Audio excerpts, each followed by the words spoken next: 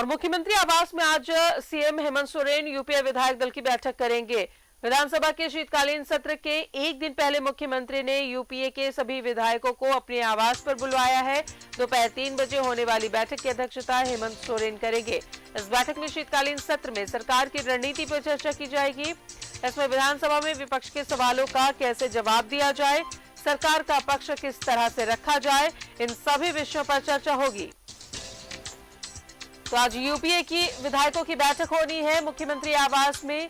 दोपहर 3 बजे ये बैठक बुलाई गई है, जिसकी अध्यक्षता राज्य के मुख्यमंत्री हेमंत सोरेन करेंगे। शीतकालीन सत्र से पहले ये बैठक बुलाई गई है, जिसमें खास चर्चा की जाएगी। शीतकालीन सत्र के दौरान विपक्ष के सवालों का कैसे जवाब दिया जाए, इन तमाम मुद्दों पर बातचीत होगी।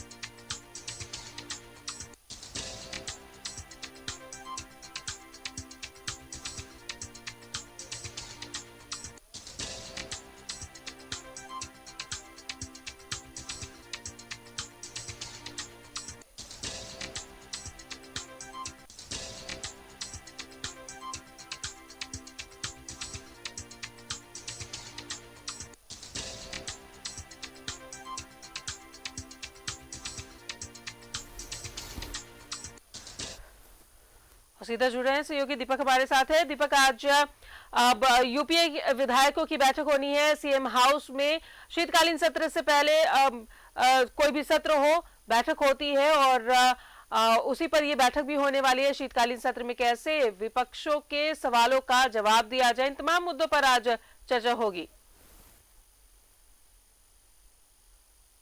कुल राजदा विधानसभा का शीतकालीन सत्र कल से शुरू होना है और इससे पूर्व आज यूपीए विधायक दल के बैठक मुख्यमंत्री हेमंत सोरेन की अध्यक्षता में 3 बजे होगी और उस बैठक में कई अहम मुद्दों पर चर्चा होगी। खास तौर पर जो विपक्ष सवाल उठाएगा उसका जवाब किस तरह से सत्र में दिया जाएगा, इन तमाम चीज़ों पर चर्चा होगी। और जो पिछले दिनों कई अहम फैसला मुख्यमंत्री हेमंत सोरेन की सरकार के द्वारा लिया गया है कैबिनेट से, उस प्रस्ताव को भी विधानसभा से पास कराने की दिशा पर उस बिल को लाया जाएगा और उस बिल को पास कराया जाएगा। तो इन तमाम मुद्दों पर चर्चा होगी कि किस तरह से विपक्ष के सवालों को जवाब दिया जाएगा।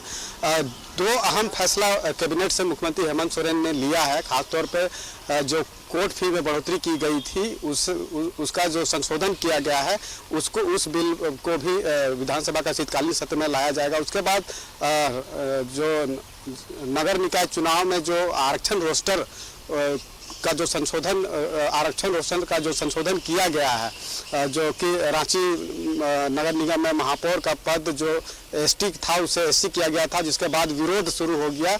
आदिवासी समाज के लोग लगातार इसका विरोध करते रहे और अंततः मुख्यमंत्री हेमंत सोरेन से मुलाकात की थी और उसके बाद मुख्यमंत्री हेमंत सोरेन ने पहल करते हुए एससी रिजर्व सीट को फिर से पुनः एसटी रिजर्व सीट कर दिया है। तो इस बिल को भी कैबिनेट से पास कर दिया गया है। अब उसे विधानसभा का शीतकालीन सत्र से पास कराना है, लिहाजा इन तमाम बिल को भी विधानसभा के शीतकालीन सत्र में रखा जाएगा। विपक्ष कई मुद्दों पे हो सकता है मुखर हो सकता है, तो उन तमाम मुद्दों पर कैसे उनको जवाब दिया जाएगा, इन तमाम चीज़ों पर गहन चिंतन मंथन होगी। हालांकि अभी यूपीए विधायक दल की बैठक आज 3 बजे होगी। वहीं भारतीय जनता पार्टी जो विपक्ष में है उनका भी विधायक दल की बैठक आने वाले हो सकता है कि आज हो। हालांकि अभी तक इसकी कोई जानकारी नहीं है, लेकिन इस तरह की जब भी कोई सत्र चलता है तो सत्र से चलने से पहले पक्ष हो या विपक्ष हो बैठक करते हैं और बैठक में जो सवाल जवाब होना होता है, जो आम लोगों से जुड़ी जो सवाल होती है, उन चीज़ों को सत्र में रखा जाता है। और ये आम लोगों की आकांक्षा भी रहती है कि शीतकालीन सत्र में उनके उनके क्षेत्र से चुनकर विधायक आते हैं वो अपनी उन क्षेत्र की समस्या को रखेंगे और वहाँ की समस्या को दूर कराने का प्रयास करेंगे। तो हर लोगों की नज़र होती है, खासतौर पे कोई भी शीतकालीन सत्र हो, चाहे ग्रीष्मकालीन सत्र हो या मानसून सत्र हो, जब भी कोई सत्र विधानसभा का चलता है तो आम लोगों की काफ़ी अपेक्षाएं होती है कि उनकी जन समस्याओं को सत्र में रखा जाएगा और समाधान किया जाएगा। हालांकि इस बार का जो शीतकालीन सत्र है इसमें भी कई जो है कि लोगों की जो सवाल है वो उस सत्र में देखने को मिलेगा। जिस तरह से मुख्यमंत्री हेमंत सोरेन के द्वारा जो भी कैबिनेट से फैसला लिए गए हैं उन्हें भी सत्र में लाया जाएगा और बिल को पास कराया जाएगा। तो वैसे में विपक्ष क्या भूमिका होती है इस शीतकालीन सत्र में, यह देखना होगा कि किस तरह से सरकार के द्वारा जो भी कार्य अभी तक किया गया है उसको कटाक्ष किया जाता है और उसका जवाब सत्ता पक्ष जो विधायक है या मंत्री है वो किस तरह से देते हैं। इन तमाम चीज़ों पर सबकी निगाहें होगी, लेकिन जो भी सत्र चलता है इसमें आम लोगों की जो अपेक्षाएं होती है और उस अपेक्षाओं में खरा उतरने का काम जो क्षेत्र के विधायक होते हैं उनके द्वारा होती है। जी, तो दीपक, उम्मीद की जा सकती है कि सत्र जो है वो अब अच्छे से चले, क्योंकि लगातार अब सत्र की अगर बात करें, विधानसभा में सत्र चलता है तो वो हंगामे की भेंट चढ़ जाता है। पर उम्मीद है कि शीतकालीन सत्र में जनहित के मुद्दों पर बातचीत हो और ये हंगामे की भेंट ना चढ़े।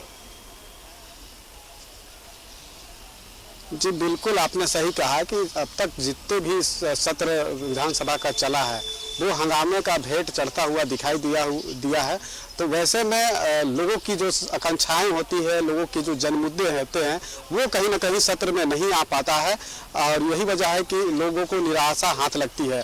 लेकिन उम्मीद की जानी चाहिए कि इस बार का जो शीतकालीन सत्र चलेगा वो भी हंगामे के भेंट नहीं चढ़ेगा, बल्कि एक शांतिपूर्ण माहौल में जो सवाल विपक्ष के द्वारा पूछा जाएगा उसका जवाब सरलता के साथ सत्ता पक्ष के द्वारा दिया जाएगा। ये लोगों की आकांक्षाएं होती है, लोगों की उम्मीद होती है।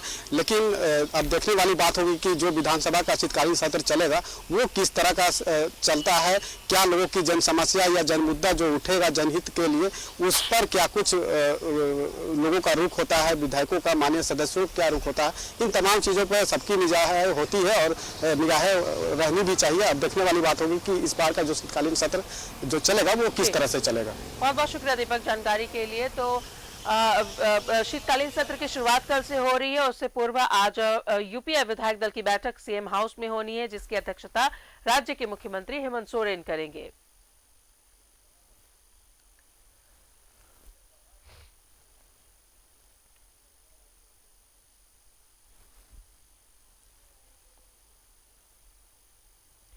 केंद्रीय गृह मंत्री अमित शाह की अध्यक्षता में कोलकाता में पूर्वी क्षेत्रीय परिषद की बैठक में मुख्यमंत्री हेमंत सोरेन और राज्य के आला अफसरों ने हिस्सा लिया।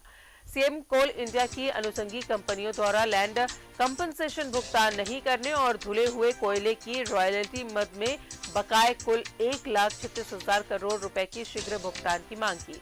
बैठक में वन, पर्यावरण एवं जलवायु परिवर्तन मंत्रालय, भारत सरकार द्वारा वन भूमि अपयोजन के लिए स्टेज 1 क्लियरेंस के लिए ग्राम सभा की पूर्वानुमानित के प्रावधान को समाप्त कर दिया गया है। इसे भी राज्य सरकार प्रमुखता से उठाया और उग्रवाद की समस्या से निपटने के लिए झारखंड की ओर से एक बार फिर राज्य में प्रतिनियुक्त केंद्रीय बलों के एवज में दी जाने वाली राशि खत्म करने की मांग की। राज्य सरकार पहले भी कई बार ये मांग कर चुकी है। साथ ही पीएम आवास योजना में झारखंड के लगभग 8,35,000 परिवार इसके लाभ से अभी भी वंचित हैं। इन सभी को आवास स्वीकृत करने का निर्देश ग्रामीण विकास मंत्रालय को देने की मांग की। ये बैठक झारखंड के लिए बेहद अहम मानी जा रही है।